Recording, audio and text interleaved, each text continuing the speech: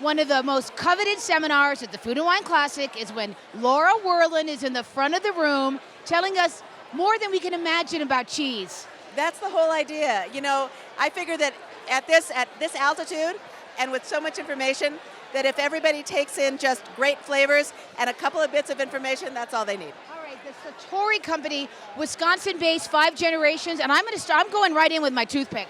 Well, there's 4 generations right now, but there will be 5, and you should go in. That's a cheese called Bellavitano.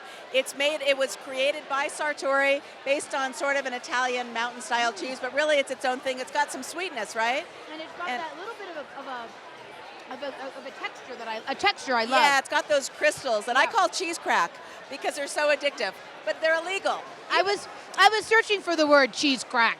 Thank you for that. Yeah, well, you know, I knew that you were. And, you know, they're legal outside of Colorado, too. I just want you to know. It's all different here in Colorado. Right. What else should I try? And they're so pretty. I love these wheels. They're gorgeous. This is kind of what what they specialize in. So the same cheese has espresso on it. So if you're tired or even if you're not, try it with the espresso. And it just adds a little bit of espresso in it, little specks? On the outside, it's rubbed with it. But it really kind of penetrates the flavor of the whole cheese.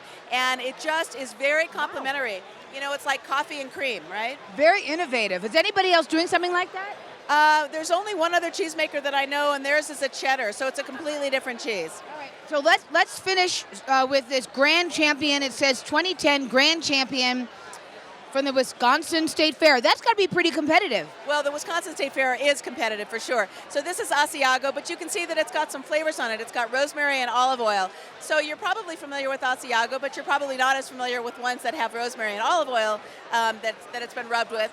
So it's got its own, again, this is the thing about Sartori. All of their cheeses are unique. They really stand out, and they're familiar enough, but they're also different enough to really enjoy. I'm just going to keep this little this Sartori toothpick in my purse.